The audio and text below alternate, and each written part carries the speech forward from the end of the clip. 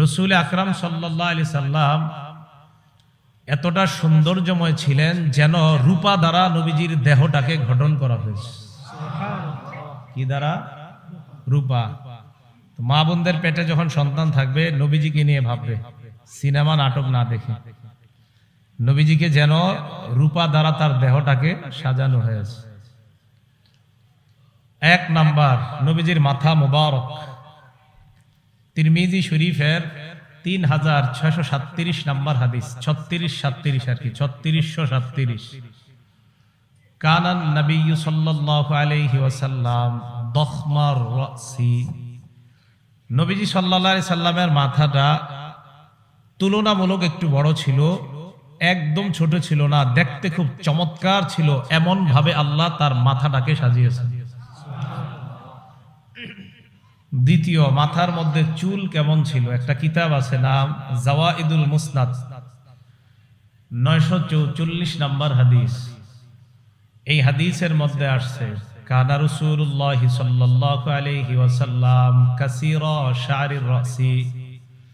নবীজি সাল্লাল্লাহু আলাইহি সাল্লামের মাথার চুলগুলো অধিক ঘন ছিল, চুলগুলো ঘন ছিল।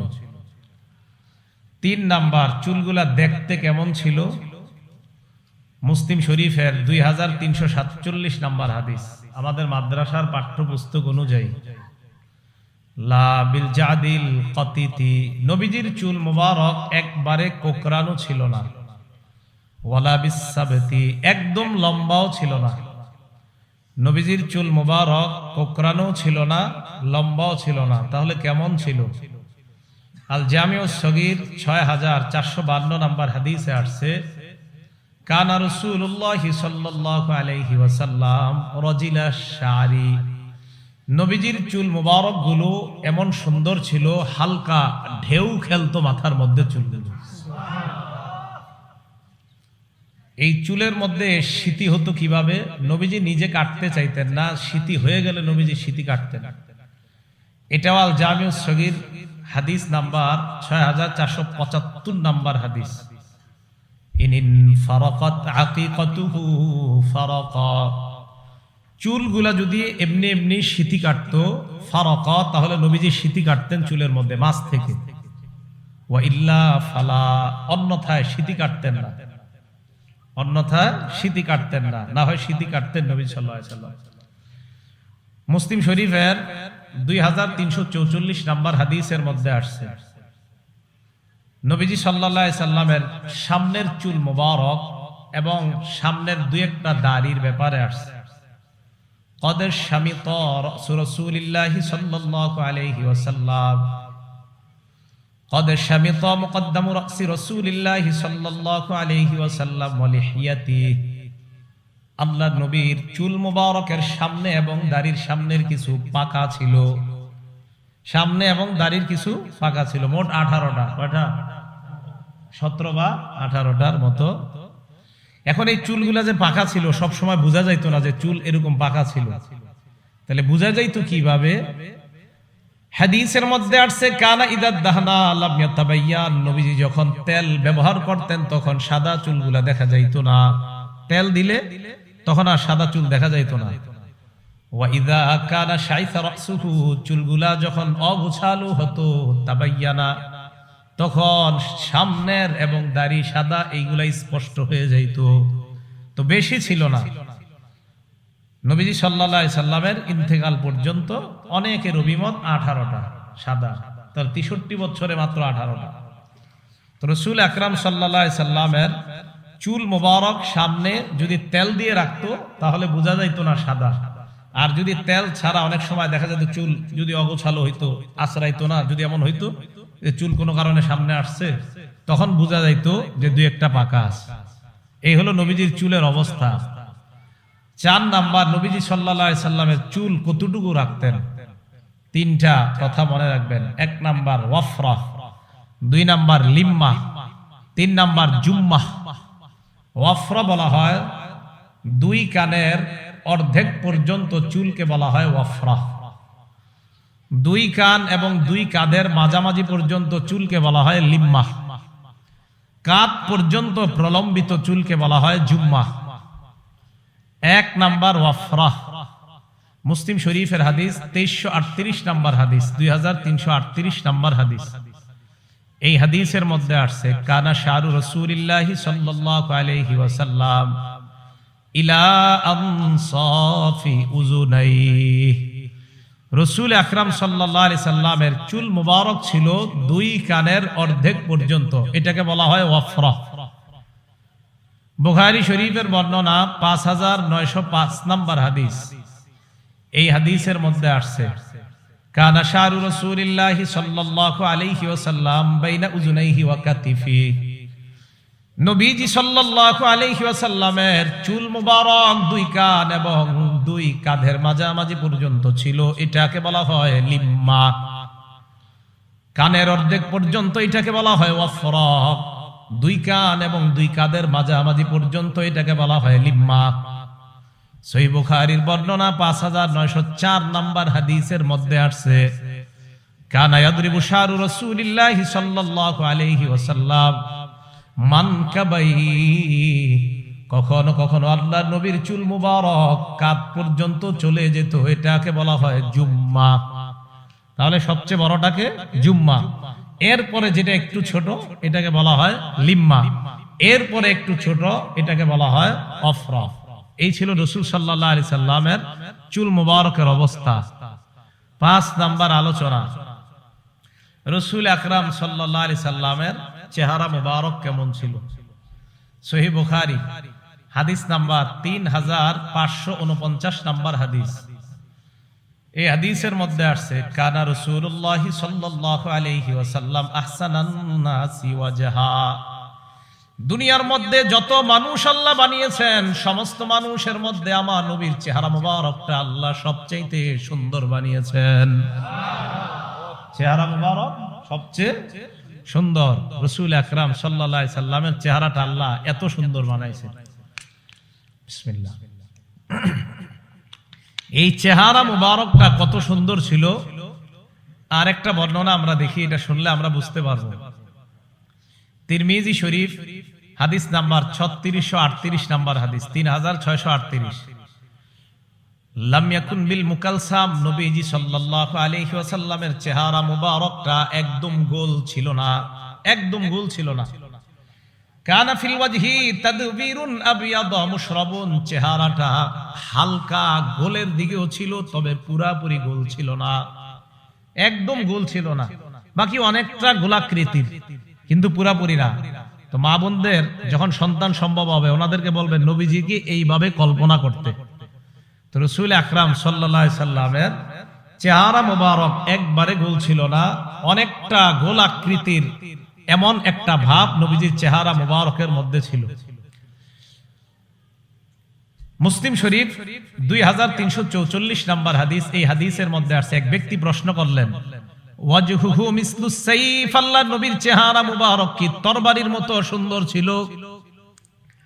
ধারালো তরবারি বড় চমৎকার বানাইলে এই তরবারির মতো সুন্দর ছিল কিনা আল্লাহর নবীর চেহারা মুবারক এক ব্যক্তি প্রশ্ন করলেন।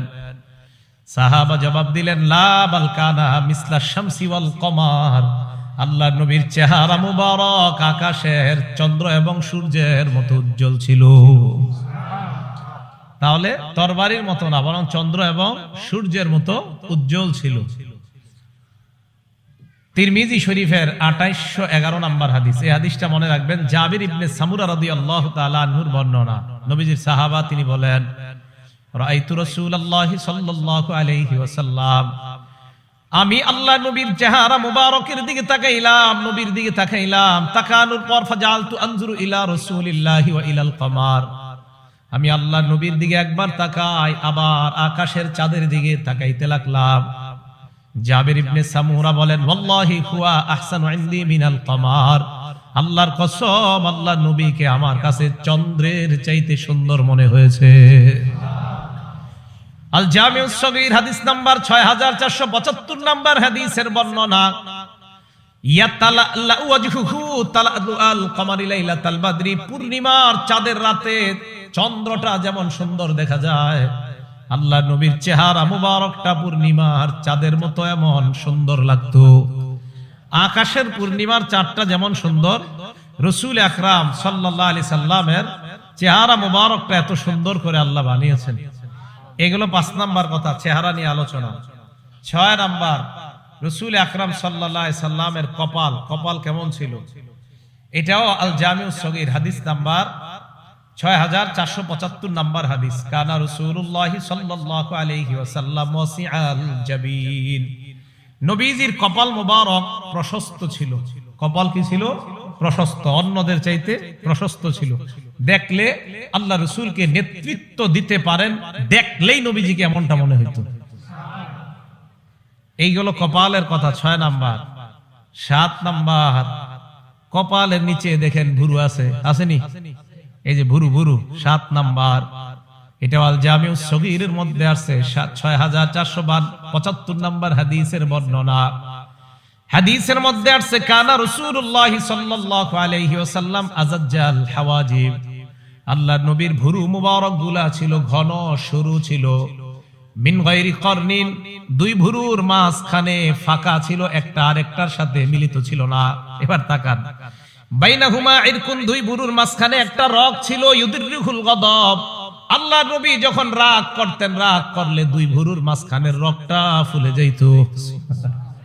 আল্লাহ জানে কেমন দেখা যাইতো। যদি স্বপ্নে কেউ দেখেন জানায় দেন আমাদের, হ্যাঁ, যে নবীজিরে হুজুর স্বপ্নে দেখছি রাগ হইছে নবীজি, তো নবীজির 2 ভুরুর মাঝখানে একটা রগ ছিল, এই রগটা নবীজির রাগ ফুলাইয়া দিত।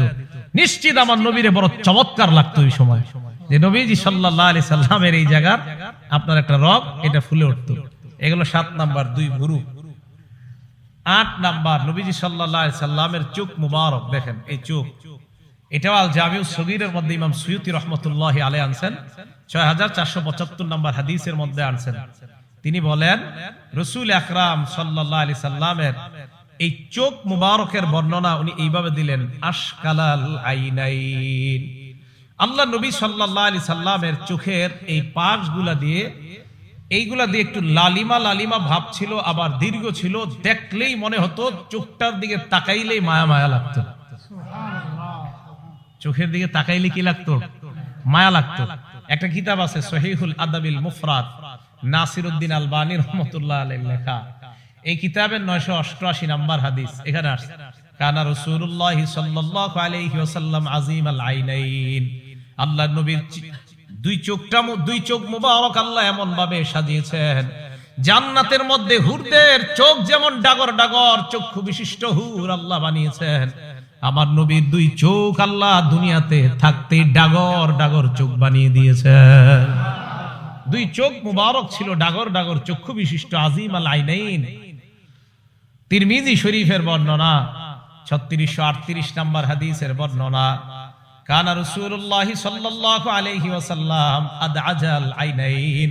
আল্লাহর রাসূল সাল্লাল্লাহু আলাইহি ওয়াসাল্লামের চোখের মনি ছিল কালো। চোখের মনি কেমন ছিল? কালো। চোখ ছিল ডাগর ডাগর, চোখের মনি ছিল কালো। পাশ দিয়ে যখন তাকাইতো একটা মায়া মায়া লাগতো, অনেকটা লালিমা ভাব ছিল, পুরোপুরি না। আবার চোখের পাশটা ছিল আপনার বড় বড়, চোখ একদম ছোট ছিল না, আবার অনেক বড় ছিল না, বরং এমন ছিল যার চোখের দিকে তাকাইলেই যে কেউ তার চোখের মায়া পড়ে যেত। এত সুন্দর করে আল্লাহ রাসূলের চোখ আল্লাহ বানিয়েছেন। এগুলো 8 নাম্বার কথা। 9 নাম্বার দেখেন, চোখের পরে নাক। এই নাক কেমন ছিল? কানা আকনাল ইরনাইন। আল্লাহ নবীর নাক মুবারক হালকা উঁচু ছিল। লাহু নূরুন ইয়ালু, নাকের দিকে তাকাইলে মনে হইতো এই জায়গা থেকে নূর চমকায়। এখানে আকনাল ইরনাইন লাহু নূরুন ইয়ালু, এখানে তাকাইলে মনে হতো নূর চমকাইতো। তো রাসূল আকরাম সাল্লাল্লাহু আলাইহি সাল্লামের এটা হলো নাক মুবারক। 10 নাম্বার, নবীজি সাল্লাল্লাহু আলাইহি সাল্লামের গাল মুবারক কেমন ছিল? সাহলাল খাদ্দাইন। আল্লাহ নবীর গাল মুবারক ছিল সমান, বেশি গোস্তওয়ালা ছিল না, আবার একদম গাল 2 পাশে লেগে আছে এমন না, মাঝামাঝি টাইপের, দেখতে অনেক সুন্দর, এমন 2টা গাল আল্লাহ তাকে দান করছেন। 11 নাম্বার, নবীজির দাঁত মুবারক কেমন? মুফাল্লাজাল আসনান। আমাদের বর্তমান জামানার অনেকে বিউটি পার্লারে যায় দাঁতের মাঝখানে ফাঁকা করার জন্য। হাদিসের মধ্যে আসছে তাদের উপর আল্লাহর অভিশাপ, আল্লাহ নবীর অভিশাপ। তবে আমার নবীর আলাদাভাবে দাঁতের সৌন্দর্য বাড়ানোর প্রয়োজন হয় নাই। মুফাল্লাজাল আইনাইন, মুফাল্লাজাল আসনান। আল্লাহ পাক রব্বুল আলামিন তার দাঁত মুবারক গুলা হালকা ফাঁকা ফাঁকা করে বানিয়েছেন। দাঁতের মাঝে হালকা হালকা ফাঁকা ছিল। 12 নাম্বার, আল্লাহ নবীর থুতু মুবারক। থুতু মুবারক কেমন ছিল? আগে মুসনাদে আহমদের একটা হাদিস শুনেন, 18,838 নাম্বার হাদিস। এই হাদিসের মধ্যে আসছে, উতিয়ান নবী সাল্লাল্লাহু আলাইহি ওয়াসাল্লাম বিদালবিম মিম্মা, নবীজির কাছে এক বালতি পানি আনা হয়। পানি আনার পর ফামাদমাগা মিনহা, আল্লাহ নবী সেখান থেকে পানি নিলেন, নেওয়ার পর কুলি করলেন। কুলি করার পর ওই কুলির পানি বালতির মধ্যে ফালাইলেন, কুলির সাথে থুতু ইত্যাদি আসছে। সাহাবারা বলেন বালতির ভিতর থেকে মেশক আম্বরের ঘ্রাণ বের হওয়া শুরু হয়। তাহলে থুতু মুবারক এত বরকতপূর্ণ ছিল। বুখারী শরীফের একটা হাদিস শুনেন, 4210 নাম্বার হাদিস। বিসমিল্লাহ। এই হাদিসের মধ্যে আসছে খায়বারের যুদ্ধ বিজয় হইতেছে না, মুসলমানরা বিজয় করতে পারতেছে না। এই হাদিসের বর্ণনাকারী সাহাবার নাম সাহাল ইবনে সাদ রাদিয়াল্লাহু তাআলা। তিনি বলেন, ক্বালা রাসূলুল্লাহ সাল্লাল্লাহু আলাইহি ওয়াসাল্লাম ইয়াউমা খায়বার, খায়বারের যুদ্ধের দিন আল্লাহ নবী বললেন, লা উতিয়ান্না রায়াতা গাদান রাজুলান ইউহিব্বুল্লাহ ওয়া রাসূলুহু ওয়া ইউহিব্বুহুল্লাহু ওয়া রাসূলুহু। আল্লাহ নবী বলেন, আগামীকাল পতাকা আমি এমন এক ব্যক্তির হাতে দিব, যে ব্যক্তি আল্লাহকে ভালোবাসে, আল্লাহর রাসূলকে ভালোবাসে। শুধু তাই নয়, ওই ব্যক্তিকে আল্লাহ এবং তার রাসূলও মুহাব্বত করেন। যে ব্যক্তি আল্লাহ আল্লাহ রাসূলকে ভালোবাসে এবং যাকে আল্লাহ আল্লাহ রাসূল মুহাব্বত করে, ইফতাহুল্লাহু আলা ইয়াদাইহি, আল্লাহ নবী বলেন ওই ব্যক্তির হাতে আল্লাহ খায়বারের বিজয় দান করবেন। সাহাবারা রাতের বেলা ঘুমায় না, ফাবাতু ইয়াদুকুনা, সাহাবারা রাতের বেলা এই চিন্তায় কাটাইতে লাগলো, কারে জানি সকালবেলা আল্লাহ নবী তরবারিটা দেয়, পতাকাটা কার হাতে জানি দেয়। এই চিন্তায় রাতের বেলা সাহাবারা ঘুমায় না, পেরেশান। ফালাম্মা আসবাহু গাদাউ আলা রাসূলিল্লাহি সাল্লাল্লাহু আলাইহি ওয়াসাল্লাম, সকাল যখন হয় সবাই আল্লাহর নবীর কাছে আসলেন। নবীজি এইভাবে সবার দিকে তাকায়, তাকানোর পর আল্লাহ নবী বললেন, নবীজি সবার দিকে যখন তাকায় সাহাবারা বললেন, কুল্লুহুম ইয়ারজু আইয়ুতাহা রায়াক, সবার আশা আল্লাহ নবী মনে হয় আমাকেই পতাকাটা দিবেন। সবারই আশা মনে হয় পতাকাটা আমাকেই দান করবেন। এদিক সেদিক তাকায় বললেন, আইনা আলী ইবনু আবি তালেব, আলী ইবনে আবি তালেব আমার সাহাবা, আলী কোথায়? সাহাবারা জবাব দিলেন, ইস্তাকি আইনাইহি ইয়া রাসূলুল্লাহ, আপনার সাহাবা আলীর চোখের মধ্যে সমস্যা, তাই আজকে আসতে পারে নাই। ফারসালু ইলাইহি, আল্লাহ নবী হযরত আলীকে ডাকলেন। ডাকার পর বললেন, আলী সবাইকে ডাকলাম পতাকা দেওয়ার জন্য, তুমি কেন আসো নাই? বলে আমার চোখের মধ্যে সমস্যা। ফাবাসাকা ফি আইনাই, হযরত আলীর চোখে আল্লাহ নবী থুতু মুবারক লাগায়া দেয়। থুতু দেওয়ার পর হযরত আলী ফাবারা কাআল্লাম ইয়াকুন বিহি ওয়াজাউন, এমন ভাবে সুস্থ হয়ে যায় মনে হয় হযরত আলীর চোখে জিন্দেগিতে কোনো অসুস্থতা হয় নাই। এই ছিল নবী সাল্লাল্লাহু আলাইহি সাল্লামের থুতু মুবারকের অবস্থা। নবীজি সাল্লাল্লাহু আলাইহি সাল্লামের থুতু মুবারক এত দামি ছিল। 13 নাম্বার, রাসূল আকরাম সাল্লাল্লাহু আলাইহি সাল্লামের দাড়ি মুবারক। কানা রাসূলুল্লাহ সাল্লাল্লাহু আলাইহি ওয়াসাল্লাম কাসাল লিহিয়া, নবীর দাড়ি মুবারক ছিল ঘন। বলেন তো দাড়ি মুবারক কেমন ছিল? ঘন। এটা আল জামিউস সগীরের হাদিস, ৭৭ নাম্বার হাদিসের বর্ণনা। 14 নাম্বার, রাসূল আকরাম সাল্লাল্লাহু আলাইহি সাল্লামের এই কাঁধ মুবারক, এই যে কাঁধ মুবারক কেমন ছিল? নবীজি সাল্লাল্লাহু আলাইহি সাল্লামের কাঁধ মুবারক, এটা আল জামিউস সগীরের মধ্যে আসছে। দেখেন কি কয়, আমার নবীর কাঁধ মুবারক এত সুন্দর, কাআন্না উনুকাহু, গর্দান মুবারক এত সুন্দর, কাআন্না উনুকাহু জিদু দুমিয়াতিন ফি সাফাইল ফিদ্দা।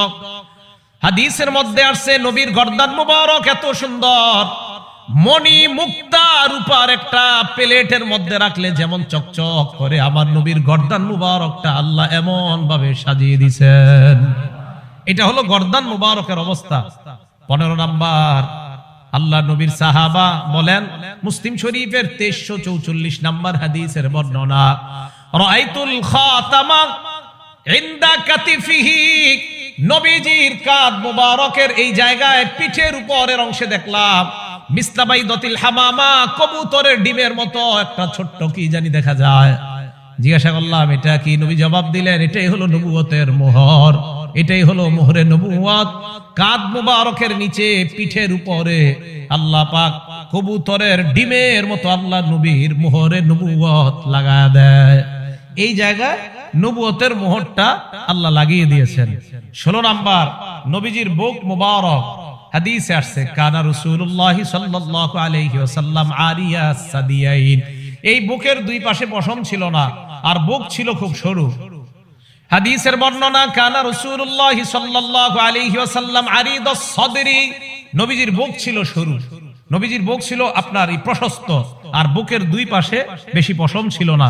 এবার দেখেন 17 নাম্বার, এই জায়গা থেকে এই জায়গা পর্যন্ত দাকিকাল মাসরুবা, আল্লাহর নবীর বুক থেকে নাভি পর্যন্ত মনে হয় খেজুর গাছের মতো ছোট্ট করে পশমের একটা রেখা দেখা যায়।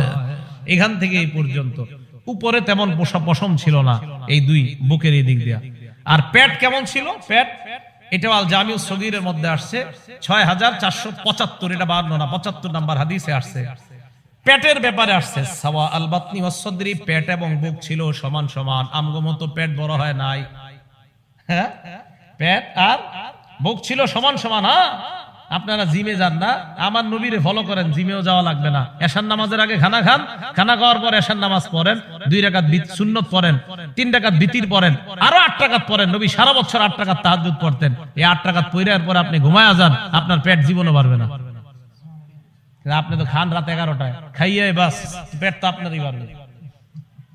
এই জন্য রাসূল আকরাম সাল্লাল্লাহু আলাইহি সাল্লামের সাওয়া আল বাতনি ওয়াস সদরি, নবী সাল্লাল্লাহু আলাইহি সাল্লামের পেট এবং বুক মুবারক সমান ছিল, নবীজির পেট বাড়া ছিল না। কত সুন্দর যেন ছিল আল্লাহ রাসূল সাল্লাল্লাহু আলাইহি সাল্লাম। এটা ছিল নবীজির বুক মুবারকের অবস্থা। তিরমিজি শরীফের 3637 নাম্বার হাদিস, আলী রাদিয়াল্লাহু তাআলা আনহু কি বলে দেখেন, লাম ইয়াকুন রাসূলুল্লাহ সাল্লাল্লাহু আলাইহি ওয়াসাল্লাম বিতাওয়িলিল বাইন, নবীজি একবারে লম্বা ছিল না তাল গাছের মতো। ওয়ালা বিল কাসিরি, আল্লাহ নবী একবারে খাটো ছিলেন না, মাঝামাঝি রকমের এমন সুন্দরভাবে আল্লাহ নবীকে বানিয়েছেন। মুতাদিলাল খালকি, সৃষ্টির মধ্যে সবচেয়ে সুন্দর যে সৃষ্টি, এমন ভাবে আল্লাহ নবীকে আল্লাহ বানিয়েছেন। দখমাল কাতিফাইন ওয়াল কদামাইন, হাত এবং পা মুবারক গুলা ছিল মাংসালু। দখমাল কারাদিস, জোড়া গুলা ছিল মাংসালু, শক্তিশালী। আমার লাগে একটু মুসাফা করে দিও। এই মুসাফা করলে কেউ যদি মুসাফা করতো মনে হইতো নবীজির হাত মুবারক একদম নরম, আর যখন তরবারি ধরতেন আমার নবীর হাত মুবারকের চাইতে এমন সাহসী যোদ্ধার আর কারো হাত ছিল না, এমনি মনে হইতো নরম। আর যখন আপনার তরবারি নিতেন রাসূল সাল্লাল্লাহু আলাইহি সাল্লামের এই মাংসপেশি এত সুন্দর হয়ে যেত। দখমাল কারাদিস, জোড়াগুলাও আল্লাহ এত সুন্দরভাবে রাসূল সাল্লাল্লাহু আলাইহি সাল্লামের হাত পায়ের জোড়াগুলাও আল্লাহ এমন সুন্দরভাবে সাজিয়েছেন। এই কথাগুলা কেন বললাম? রাসূল আকরাম সাল্লাল্লাহু আলাইহি সাল্লামকে আল্লাহ রবিউল আউয়াল মাসে দুনিয়াতে পাঠিয়েছেন। তো আমাদের মা বোনরা নাটক সিনেমাগুলা না দেখা আমার নবীর নিয়ে একটু ভাবেন, নবীজির আকৃতি গঠন নিয়ে একটু ভাবেন। এজন্য আপনারা কি করবেন, বাংলায় বের হইছে শামাইলে তিরমিজি, বলেন কি বললাম? মসজিদের ইমাম সাহেব, খতিব সাহেব, মাদ্রাসার আলেমদের সাথে পরামর্শ করে যোগাযোগ করে এই একটা কিতাব সবাই কিনে নেবেন। যারা বিয়ে করছেন, স্ত্রী সন্তান সম্ভবা, বিবির হাতে এই বইটা দিয়ে বলবেন এটা পড়ো। ওখানে আছে নবীজির হাত কেমন, কান কেমন, নাক কেমন, চোখ কেমন, সব ওখানে দেওয়া আছে। আপনার বিবি পড়বে আর কল্পনা করবে সন্তানের উপর এই প্রভাব আল্লাহ সৃষ্টি করে দিবেন। কথাগুলো বুঝে আসছে সবার? তো রাসূল আকরাম সাল্লাল্লাহু আলাইহি সাল্লাম দুনিয়াতে আসলেন, এমন সুন্দরভাবে আল্লাহ বানাইলেন। 40 বছর বয়সে আল্লাহ ওনাকে নবুয়ত দান করলেন। নাসাই শরীফের হাদিস, হাদিস নাম্বার 4191 নাম্বার হাদিসের বর্ণনা। আব্দুর রহমান ইবনে আব্দে রব্বিল কাবাহ, তাবিঈর নাম, উনি বলেন, আতাইতু ইলা আব্দুল্লাহ ইবনে আমর রাদিয়াল্লাহু তাআলা আন, আমি নবীর সাহাবা আব্দুল্লাহ ইবনে আমরের কাছে গেলাম। হুয়া জালিসুন ফি জিল্লিল কাবা, তিনি তখন কাবার ছায়ার মধ্যে বসা। ওয়ান্নাসু আলাইহি মুজতামিউন, জনগণ তাকে ঘেরাও করে আছে। সবাই আমরা আল্লাহ নবীর সামনে দাঁড়ানো। হঠাৎ আল্লাহ নবীর সাহাবার সামনে দাঁড়ানো, হঠাৎ আল্লাহ নবীর সাহাবা বললেন, কুন্না মা রাসূলিল্লাহি সাল্লাল্লাহু আলাইহি ওয়াসাল্লাম ফি সাফার, আমরা আল্লাহর নবীর সাথে এক সফরের মধ্যে ছিলাম। ইদ নাযালনা মানজিলা, সফর করতে করতে এক জায়গায় আমরা যাত্রা বিরতি দিলাম। যাত্রা বিরতি দেওয়ার পর আমাদের সাহাবাদের মধ্যে তিনটা দল হয়ে যায়। ফামিন্না মাইয়াদরিবু খিবা, একদল তাবু টানায়, একদল তাবু টানাইতেছে। ওয়া মিন্না মাইয়ান তাদিলু, আর একদল তীর নিশানা ঠিক করতেছে, তীরের প্রতিযোগিতা। ওয়া মিন্না মান হুয়া ফি জাশরাতিহি, আর একদল তার পশুগুলা চারণভূমির মধ্যে চড়ায়, পশুরে পানি খাওয়ায়, ঘাস খাওয়ায়। তো দেখেন কি হয়েছে, এক ব্যক্তি গিয়া তিন দল সাহাবারে ডাক দিলেন। কি বললেন? ইজনাদা মুনাদি রাসূলিল্লাহি সাল্লাল্লাহু আলাইহি ওয়াসাল্লাম আস-সালাতু জামিআ। হঠাৎ একজন আহ্বানকারী আল্লাহ নবীর সাহাবাদেরকে গিয়ে বললেন, নামাজের সময় হয়ে গেছে, সবাই তোমরা জামাতে উপস্থিত হও। ফাজতামানা আলাইহি, আমরা জামাতে আসলাম। জামাতে আসার পর আল্লাহ নবী আমাদের সামনে দাঁড়াইলেন, দাঁড়িয়ে আমাদের উদ্দেশ্যে একটা ভাষণ দিলেন। ভাষণের মধ্যে বললেন, ইন্নাহু লাম ইয়াকুন নাবিয়্যুন ক্বাবলি ইল্লা কানা হাক্কান আলাইহি আইয়াদুল্লাহ উম্মাতাহু আলা মা ইয়ালামুহু খায়রান লাহুম ওয়া ইউনজিরু কওমাহু আলা মা ইয়ালামুহু শাররান লাহুম। আমি সহ আমার পূর্বে যত নবী দুনিয়ার মধ্যে আসছে, সমস্ত নবী তার উম্মতের জন্য মৌলিকভাবে দুইটা দায়িত্ব আদায় করা লাগতো। কয়টা দায়িত্ব? সব নবী তার উম্মতের জন্য দুইটা দায়িত্ব পালন করা লাগতো, আমি সহ যত নবী দুনিয়াতে আসছে। এক নাম্বার, উম্মতের জন্য যা কল্যাণকর, এই কল্যাণকর বিষয়টা উম্মতকে জানায়া দেওয়া। আর উম্মতের জন্য যা অকল্যাণকর, অকল্যাণকর বিষয় থেকে উম্মতকে সতর্ক করা। এই কল্যাণকর আর অকল্যাণকর বিষয় নবী আমাদেরকে জানিয়ে দেয়। জানানোর পর এখন আমরা নবীজি সাল্লাল্লাহু আলাইহি সাল্লাম কি কি অকল্যাণ, অনেক কিছু আছে, এর মধ্যে কিছু হাদিসের মধ্যে আছে। যেমন একটা উদাহরণ, নাসাই শরীফ হাদিস নাম্বার 4161 নাম্বার হাদিস। এই হাদিসের মধ্যে আসছে, ক্বালা রাসূলুল্লাহ সাল্লাল্লাহু আলাইহি ওয়াসাল্লাম, আল্লাহ নবী বলেন, বাইউনি আলা আল্লা তুশরিকু বিল্লাহি শাইআ, আমার কাছে তোমরা বায়াত হও, তোমরা আল্লাহর সাথে শিরিক করবা না। ওয়ালা তাসরিকু, তোমরা চুরি করবে না। ওয়ালা তাজিনু, তোমরা ব্যভিচার করবে না। ওয়ালা তাকতুলু আওলাদাকুম খাশিয়াতা ইনফাক, দারিদ্রতার ভয়ে তোমরা সন্তান হত্যা করবা না। ছেলে নিলে মেয়ে নিলে কে খাওয়াইবো, এই চিন্তায় সন্তান নেয় না, হত্যা করে সন্তান। কি করে বলেন তো? এই যে সন্তান না নেয় এইভাবে, যে সন্তান আরেকটা হইলে কে খাওয়াইবো, এটা সন্তান হত্যা করে। ওয়ালা তাকতুলু আওলাদাকুম, সন্তান হত্যা করবে না। 5 নাম্বার, ওয়ালা তাতুনা বিবুহতানিন তাফতারুনাহু বাইনা আইদিকুম ওয়া আরজুলিকুম, বানিয়ে তোমরা মিথ্যা কথা বলবা না। 6 নাম্বার, ওয়ালা তাসুনি ফি মারুফ, নেক কাজে আমি নবীর নাফরমানি তোমরা করবা না। এটা সাহাবাদেরকে নবী বললেন। এখন সাহাবাদের রিঅ্যাকশন দেখেন। নাসাই শরীফ হাদিস নাম্বার 4149 নাম্বার হাদিস। সাহাবা উবাদা ইবনে সামিত বলেন, বায়ানান নবী সাল্লাল্লাহু আলাইহি ওয়াসাল্লাম আলা সামঈ ওয়াত তাআ। এখন আপনারা একটা বাংলা বলাবো, আপনারাও বলবেন। সাহাবা বলেন, আমরা আল্লাহ নবীর হাতে হাত রেখে বায়াত হলাম, নবীর কথা শুনবো এবং মানবো। বলেন,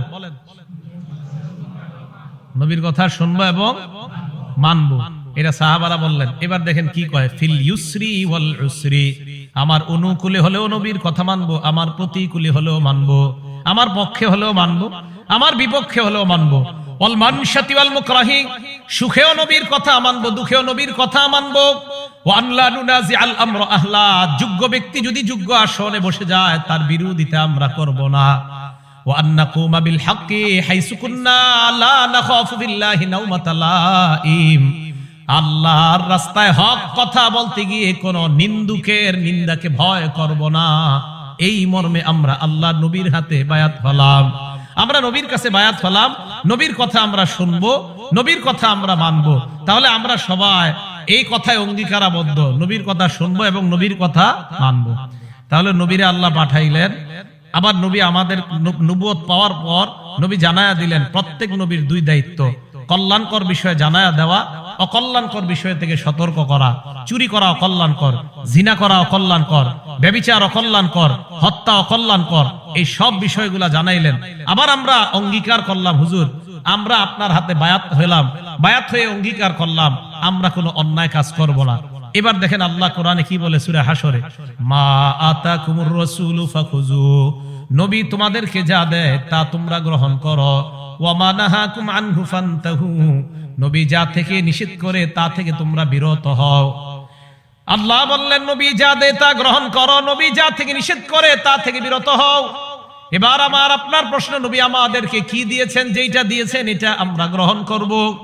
সহিহুত তারগীব 40 নম্বর হাদিসের বর্ণনা, আল্লাহ নবী বলেন তারাকতু ফীকুম মা ইন ইয়াতাসামতুম বিহি ফালান তাদিল্লু আবাদা, আমি তোমাদের কাছে দুটি জিনিস দিয়ে গেলাম, এই দুইটা আঁকড়ে ধরবা, কখনো তোমরা পথভ্রষ্ট হবে না। আল্লাহ বলছে দা দিছে তা গ্রহণ করো। বলেন নবী কয় জিনিস দিছে? দুই জিনিস, কিতাব আল্লাহ, আল্লাহর কোরআন, 2 নাম্বার সুন্নাত রাসূলি, আল্লাহর নবীর সুন্নত। 1 নাম্বার কোরআন, 2 নাম্বার সুন্নত। খুব মন দিয়ে শুনেন, কোন দিকে আমি একটা গুরুত্বপূর্ণ কথার দিকে আগাইতেছি। 1 নাম্বার কোরআন, 2 নাম্বার সুন্নত।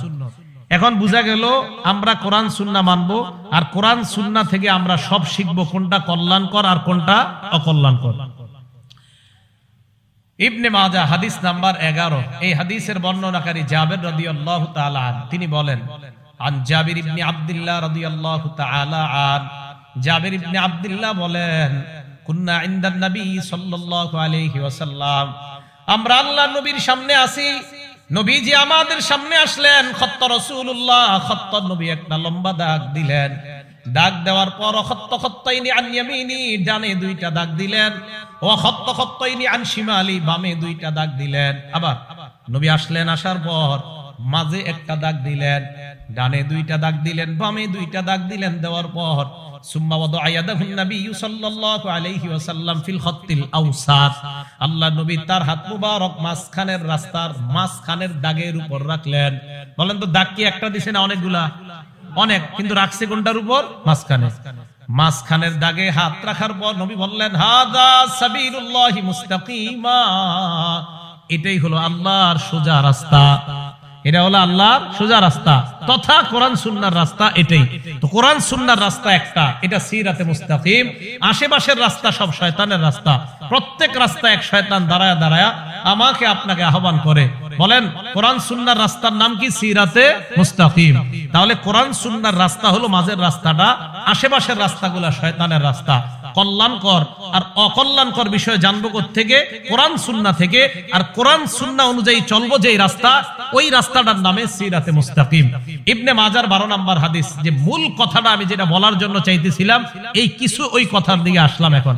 এবার ইবনে মাজার হাদিসটা শুনেন।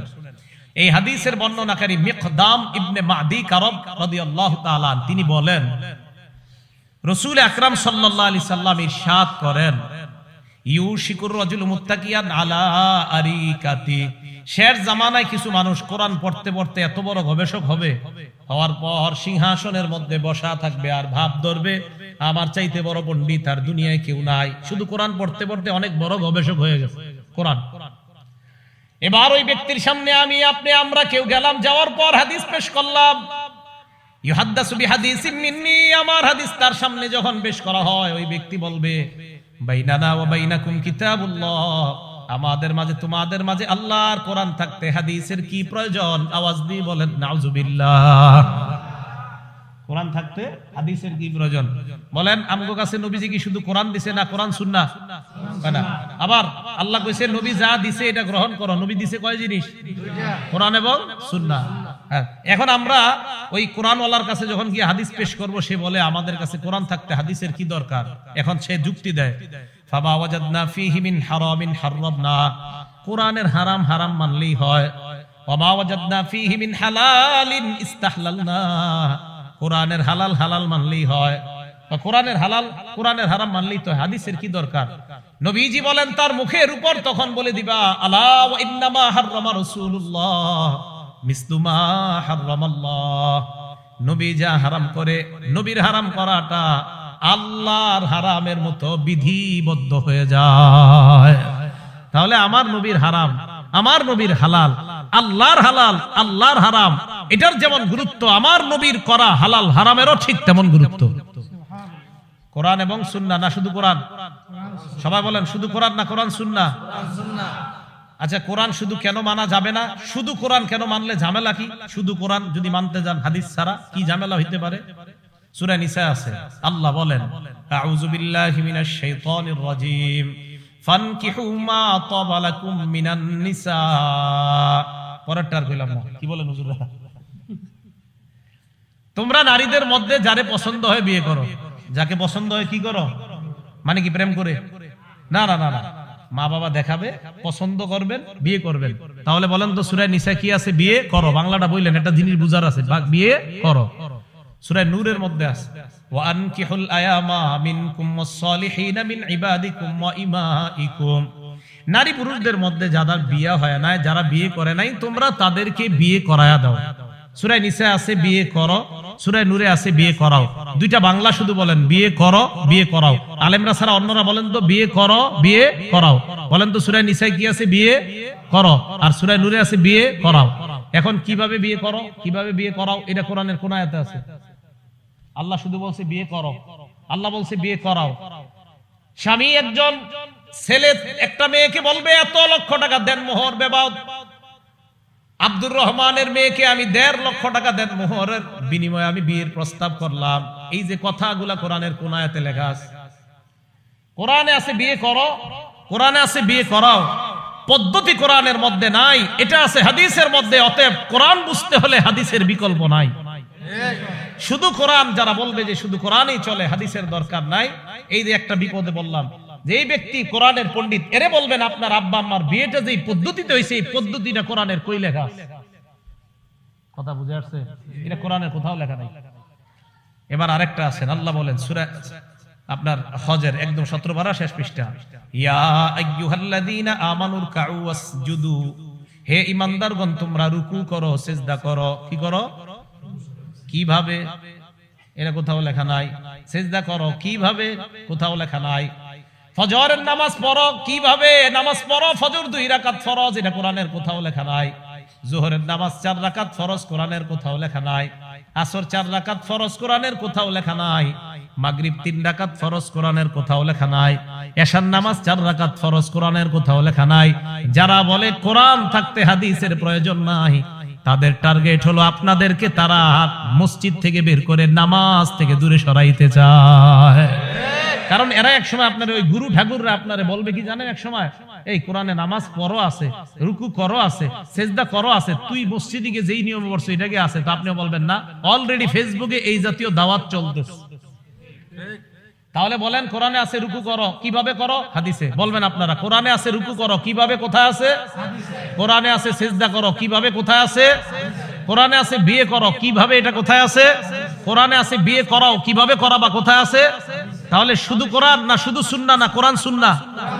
মাশাআল্লাহ, এটাই বলছে আল্লাহ, আমার নবী যা দিয়েছে তা গ্রহণ করো, যা থেকে নিষেধ করেছে তা থেকে বিরত থাকো। নবী বিদায় হজে আমাদেরকে 2টা জিনিস দিয়ে গেলেন, একটা কোরআন আর একটা হলো সুন্নাহ। মনে থাকবে তো কথাটা? একটা হলো কোরআন আর একটা হলো সুন্নাহ। এটা রাসূল সাল্লাল্লাহু আলাইহি সাল্লাম আমাদেরকে দিয়ে গিয়েছেন। এবার দেখেন বুখারী শরীফের 349 নম্বর হাদিস। এই হাদিস লম্বা হাদিস, নবীজি মেরাজ থেকে আসছে। আসার পর আল্লাহ নবীর সাথে হযরত মুসা নবীর সাক্ষাৎ। মুসা নবী আমাদের নবীকে প্রশ্ন করলেন, আল্লাহ আপনাকে কি দিয়েছেন? আমাদের নবী জবাব দিলেন, 50 সালাতা, 50 ওয়াক্ত নামাজ আল্লাহ আমাকে দিয়েছেন। মুসা নবী কয়, যান যান নামাজ কমায় আনেন। কমাইতে কমাইতে কোনো বর্ণনায় 5, কোনো বর্ণনায় 10, 5 করে কমায় বা 10 করে কমায়, কমাইতে কমাইতে আছে আর 5 ওয়াক্ত। নবীজি 5 ওয়াক্ত নিয়ে দুনিয়ায় রওনা করলেন। আল্লাহ ডাক দিয়ে বললেন, হাবিব লা ইউবাদদালুল কাউলু লাদাইয়া, আমার কথার কোনো পরিবর্তন নাই। 50 ওয়াক্ত পড়লে সওয়াব দিতাম 50 ওয়াক্তের, এখন যদি 5 ওয়াক্ত পড়ে সওয়াব আগেরটাই 50 ওয়াক্তের সওয়াব দিয়ে দিলাম। ঘটনা এই জায়গায় না। এই হাদিস কেন শোনাইলাম? আমাদের দেশে কোরআনের পণ্ডিত বলে, আমার মাথায় ধরে না আল্লাহ কেন একদিনে 50 ওয়াক্ত নামাজ দিবে, এটা ওনার মাথায় ধরে নাই। কোরআনের গবেষক, আমাদের দেশের এক কোরআনের গবেষক বলে ফেলছে। ওই গবেষকের এক মুরিদ এক মাদ্রাসায় 1 লক্ষ টাকা দিত প্রত্যেক মাসে। আমাদের বাংলাদেশের এক নরসিংদীর এক মাদ্রাসায় 1 লক্ষ, মানে প্রত্যেক বছর 1 লক্ষ টাকা দিত। এখন শুধু উনি এই কারণে আর 1 লক্ষ টাকা দান করবে না, কারণ ওই মাদ্রাসায় হাদিস পড়ানো হয়, উনি হাদিস যে মাদ্রাসায় পড়ানো হয় সেখানে দান করবে না, শুধু কোরআন পড়ানো হলে সেখানে দান করবে। এই মুরিদ সাহেবের পীর সাহেব যিনি আমাদের বাংলাদেশে স্টিল উনি এখনো বেঁচে আছে ওই গুরু। উনি বলছে ওনার মাথায় ধরে না একদিনে আল্লাহ 50 ওয়াক্ত কেনই বা দিবে, যদিও পরে 5 ওয়াক্ত হয়েছে, কিন্তু আল্লাহ তো 50 কেন দিলেন, এর পুনর প্রশ্ন হলো আল্লাহ 50 কেন দিবে, এরকম অযৌক্তিক কাজ আল্লাহ কেন করবে? তো উনি বলে এগুলা মানুষের বানানো, বুখারী তিনি বানায় লেখছে। এটা হযরতের দাবি। আমি হযরতের দাবি মেনে নিয়ে নগদ ওনার মুরিদকে পাল্টা প্রশ্ন কইরা 2 বছর বা 2.5 বা 3 বছর হয়ে গেছে এই প্রশ্ন করছি। আমি বললাম মানে আল্লাহ ওই মুহূর্তে সূরা মাআরিজের এক আয়াত মাথায় দিয়ে দিয়েছে, ঠিক ওই মুহূর্তে গাড়িতে বসে আল্লাহ তাআলা বলেন তারজুল মালাইকাতু ওয়ার রূহু ইলাইহি ফি ইয়াউমিন কানা মিকদারুহু 50 আলফা সানা। হাদিসের মধ্যে ওনার মাথায় ঢুকে না আল্লাহ একদিনে 50 ওয়াক্ত কেন দিলেন। কোরআনের সূরা মাআরিজের মধ্যে আছে একদিনের সমান হবে 50,000 বছরের সমান। এখন বলেন 50 বেশি না 50,000 বেশি? এখন উনি বুখারীর 50 মানতে পারে নাই। উনি যখন গবেষণা করতে করতে সূরা মাআরিজে আসবে তখন বলবে আমি কোরআনও মানি না, কারণ ওনার একদিনে 50 মাথায় ধরে না। তো একদিন 50,000 বছর এটা মাথায় ধরবো কেমনে? তাহলে ওই সময় বলবে আমি কোরআনও মানি না। সূরা মাআরিজে আছে একদিনের সমান 50,000 বছর, আর আল্লাহ একদিনে 50 ওয়াক্ত মাত্র নামাজ দিছে, তো ওনার এটা ধরে নাই। তো আমি ওনারে বলছি আপনার গুরুকে বললেন যে ওনার মাথায় ওই 50,000 বছর কিভাবে ধরবে? সম্ভবত গুরু সাহেব এখনো গবেষণা করতে করতে এখানে আসে নাই। তাহলে কোরআন না সুন্নাহ? না কোরআন সুন্নাহ। মসজিদে জুমার দিন আজান দেয় কয়টা? আরে কয় নাকা? বিসমিল্লাহ। জুমার আগে আজান কয়টা? জুমার আগে আর কি, জুমার নামাজের আগে 2 আজান। এক আজানে মসজিদে যান, আরেক আজানে হুজুর খুতবা দেয়, ঠিক না? এখন প্রশ্ন হইল হুজুর 2 আজান কই পাইলেন? 2 আজান আপনারা কোথায় পাইলেন? উত্তর হইল এক আজান তো নবীজির সুন্নত, তো বুঝলাম নবীর সুন্নত, আরেক আজান কই পাইলেন? তো আমি জবাব দিলাম আরেক আজান হযরত উসমান গনির সুন্নত। উসমান গনির সুন্নত যে মানতে হইব এটা কই আছে? এত প্রশ্ন আজীব। সব সময় মনে রাখবেন, বলবেন ইবনে মাজাহ হাদিসের কিতাব। কোন কিতাব? 42 নাম্বার হাদিস। বলেন কয় নাম্বার হাদিস? এই হাদিসে নবীজি বলেন আলাইকুম বিসুন্নতি, তোমরা আমার সুন্নাত আঁকড়ে ধরো। তাহলে জুমার আগে এক আজান নবীর সুন্নত থেকে পাইলাম, নবীর সুন্নত আঁকড়ে ধরলাম, এক আজান এটা বুঝলাম, নবীর সুন্নত আঁকড়ে ধরলাম। এবার হুজুর আরেক আজান ওয়া সুন্নাতিল খুলাফাইর রাশিদিন আল মাহদিয়িন। এরপরে নবী কয় হেদায়েত প্রাপ্ত খুলাফায়ে রাশিদার সুন্নত তোমরা আঁকড়ে ধরবা। বলেন তো 4 খলিফার মধ্যে হযরত উসমান আছে না নাই? তাহলে আলাইকুম বিসুন্নতি দিয়া এক আজান, ওয়া সুন্নাতিল খুলাফাইর রাশিদিন দিয়া আরেক আজান। অতএব 2 আজান দেওয়া মানে আল্লাহ নবীর সুন্নতের কথা মেনে নেওয়া। অতএব 2 আজান দেওয়া মানে নবীর কথা মেনে নেওয়া। কারণ নবী ইবনে মাজার 42 নাম্বার হাদিসে বলছে তোমরা আমার সুন্নত ধরো, খোলাফায়ে রাশেদার সুন্নত। দেখেন খোলাফায়ে রাশেদার ধর, মনে করেন এই 4 জনের সুন্নত ধরো, খোলাফায়ে রাশেদার সুন্নত। তো আমার সুন্নত পালন করতে গিয়ে এক আজান, খোলাফায়ে রাশেদার মধ্যে হযরত উসমানের সুন্নত আরেক আজান। তো উসমানের সুন্নত পালন করাও মানে নবীর কথা মানা, কারণ নবী তো বলছে আমার খোলাফায়ে রাশেদা সাহাবা যারা তাদের সুন্নত আঁকড়ে ধরো। তাহলে 2 আজান মানা মানে আল্লাহ রাসূল সাল্লাল্লাহু আলাইহি সাল্লামের কথা মেনে নেওয়া। আলেম ছাড়া অন্য যারা ঠিক কইতাছেন বুঝা ঠিক কইতাছেন না বুঝা? বুঝা। তাহলে আলাইকুম বিসুন্নতি, তোমরা আমার সুন্নাত আঁকড়ে ধরো, ওয়া সুন্নাতিল খুলাফাইর রাশিদিন আল মাহদিয়িন, হেদায়েত প্রাপ্ত 4 খলিফার সুন্নাত আঁকড়ে ধরো। হযরত উসমান গনি 4 খলিফার মধ্যে 3 নাম্বার খলিফা।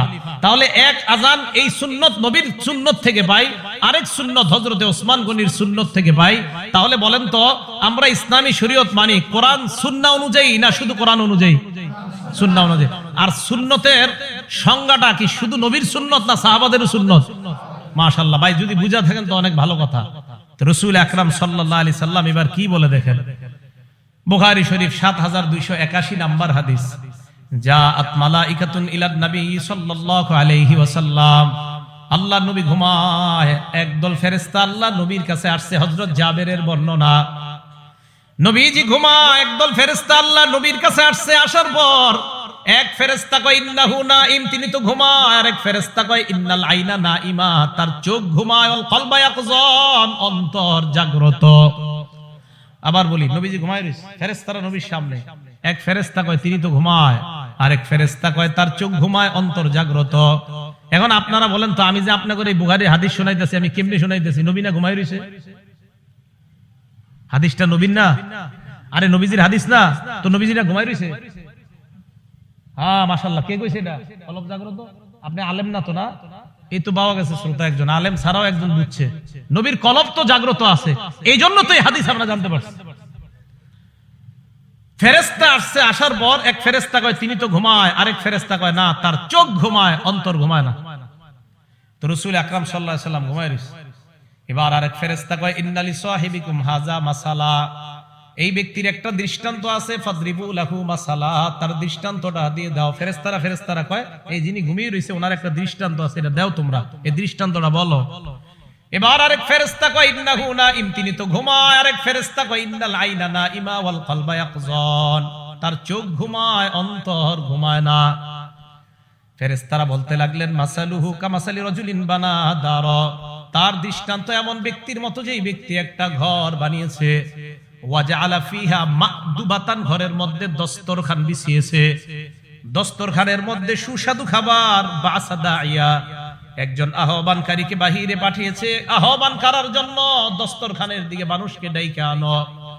আহ্বানকারী বাহিরে আসছে, আসার পর আমাকে আপনাকে আমাদেরকে পেয়েছে, পাওয়ার পর কয় ওই ঘরের মধ্যে দস্তরখান বিছানো আছে, সুস্বাদু খাবার, তোমরা চলো।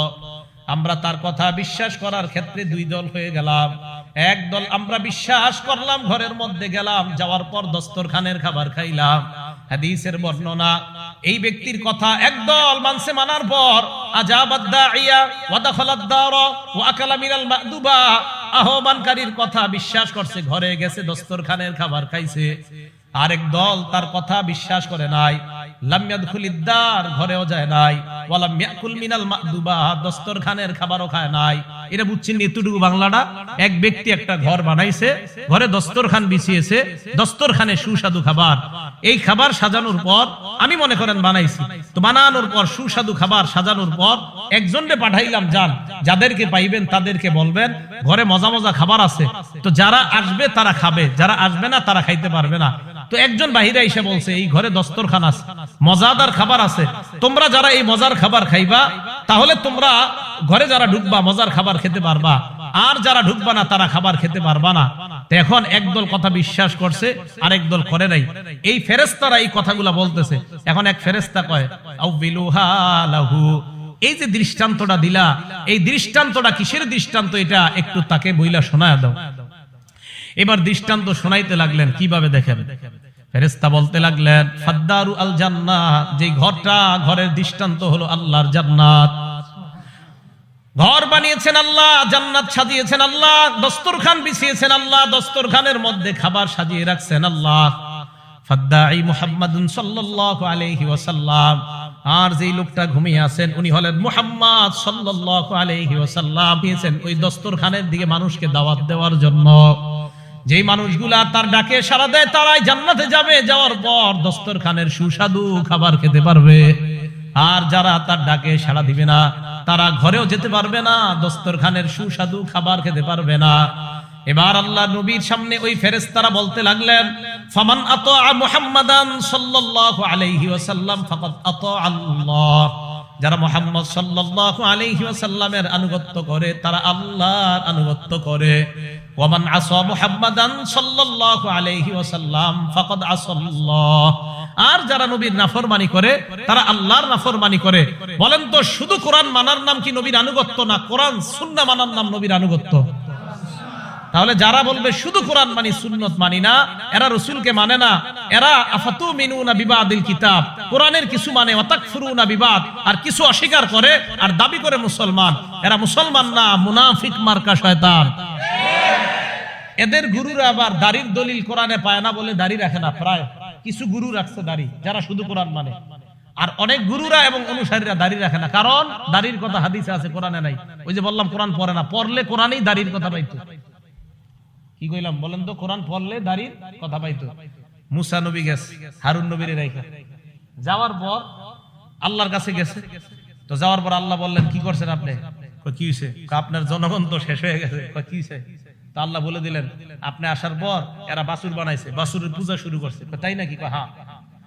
তো মুসা আলাইহিস সালাতু ওয়াস সালাম আল্লাহর আল্লাহ লিতারদ আজিলতু ইলাইকা রাব্বি লিতারদ, আল্লাহ আপনার কাছে একটু তাড়াতাড়ি আসছে, আপনি যাতে আমার প্রতি সন্তুষ্ট হন। কই দিক দিয়ে তো ঘটনা খারাপ, জাতি তো এই ঝামেলা করছে। মুসা নবী কয় হারুন রে রাইখা আসলাম, দৌড়ে গেছে ভাইয়ের কাছে। ভাইয়ের কাছে যাওয়ার পর গিয়ে দেখে সত্যি সত্যি জনগণ বাছুর পূজা করতেছে। এবার আমার দিকে তাকান, হারুন নবীর দাড়িতে ধরছে মুসা নবী। বলেন তো কোথায় ধরছে? বলেন হারুন নবীর কোথায় ধরছে?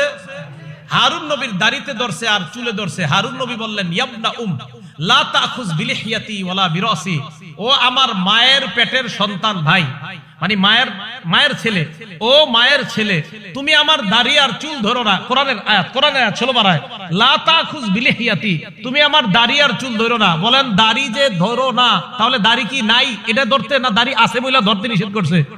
তো দাড়ির কথা কোরআনে বলে নাই, ওই যে পড়ে না কয় কোরআনের হুদা কিসের কোরআনের গবেষক। এই জায়গা আনেন একজন আমিনা হেফজখানার হাফেজে কোরআনের সামনে বসায়া দেন, আর ওরে খালি এক পারা অনুবাদ শিখাই দিবেন হেফজখানার একটা ছাত্ররে, দেখবেন গবেষক সব কই গেছে আল্লাহ খুঁজে পাবেন না। কোরআনে কি দাড়ির কথা আছে না? তো গবেষক সাহেবরা পায় না দেখে অনুসারী এবং উনি সহ দাড়ি রাখে না। কত বড় ভয়ঙ্কর ফিতনার মধ্যে আছি। তো বলেন আল্লাহ তাআলা বলছে রাসূলকে পাঠাইলাম তোমাদের কাছে, উনি যা দিয়েছেন তা গ্রহণ করো, যা থেকে নিষেধ করেছে তা বর্জন করবা, তা থেকে বিরত থাকবা। উনি কয় জিনিস দিয়ে গেছে আমাদেরকে? কোরআন এবং সুন্নাহ। শুধু কোরআন না, শুধু সুন্নাহ না, কোরআন সুন্নাহ। তাহলে উভয়টা মানা, এই উভয়টা মানার নাম সিরাতে মুস্তাকিম। রাসূল আকরাম সাল্লাল্লাহু আলাইহি সাল্লাম সহিহ বুখারীর 6482 নম্বর হাদিসের মধ্যে বলে, শোনো উম্মত, মাসালি ওয়া মাসালুকুম, আমার আর তোমাদের দৃষ্টান্ত কা মাসালি রাজুলিন আতা কওমা, ওই ব্যক্তির মতো যে ব্যক্তি তার সম্প্রদায়ের কাছে গেছে, যাওয়ার পর বলছে ইন্নী রাআইতুল জাইশা বিআইনাইয়া, আমি এই দুই চোখ দিয়া অমুক জায়গায় দেখছি সশস্ত্র বাহিনী অপেক্ষা করতেছে যারা তোমাদের উপর অতর্কিত হামলা চালাবে। নবীর কথা মানার ক্ষেত্রে দুই দল হয়ে গেছে। এক দল তার কথা শুনছে, শুই না, রাতের বেলা তাড়াতাড়ি নিরাপদে চলে গেছে, যে ব্যক্তি বলছে আর কি আমি শত্রু দেখে আসছি। আরেক দল তার কথা শুনে নাই, মানে নাই, রাতের বেলা থুর মিছা কথা কইছে, তো ঘুমাইরিস। সাব্বাহাহুমুল জাইশ, সকাল হওয়ার আগে ওই সশস্ত্র বাহিনী এসে হামলা কইরা এগুলার মাইরা ফেলছে। বলেন তো যারা নিরাপদে চলে গেল তারা কি নিরাপদ হয়ে গেল না? আর যারা থাকলো তারা ধ্বংস। নবী কয় আমার দৃষ্টান্ত এই ব্যক্তির মতো। আমি তোমাদেরকে জান্নাত আর জাহান্নাম দুই রাস্তার কথাই বলে দিচ্ছি। জান্নাত হলো নিরাপদ, জাহান্নাম হলো অনিরাপদ ভয়ঙ্কর জায়গা। আমার কথা যারা বিশ্বাস করবে তারা জান্নাতে যাবে, যারা বিশ্বাস করবে না তারা জাহান্নামে যাবে। নবী বলেন আমি ওই ব্যক্তির দৃষ্টান্ত। এখন আপনাদেরকে আমি বলতে চাই, নবীর কথা যারা বিশ্বাস করবে তারা নিরাপদ ঠিকানা কোথায় যাবে? জান্নাত। নবীর কথা শুধু কোরআনে না কোরআন সুন্নাহ? তাহলে রাসূল আকরাম সাল্লাল্লাহু আলাইহি সাল্লাম যেই দুই জিনিস রেখে গেলেন, কোরআন এবং সুন্নাহ, এই উভয়টা যেন আঁকড়ে ধরে আমরা সবাই কবরে যাইতে পারি, কিয়ামতের ময়দানে উঠতে পারি, একসাথে জান্নাতে যেতে পারি। আল্লাহ তৌফিক দান করেন।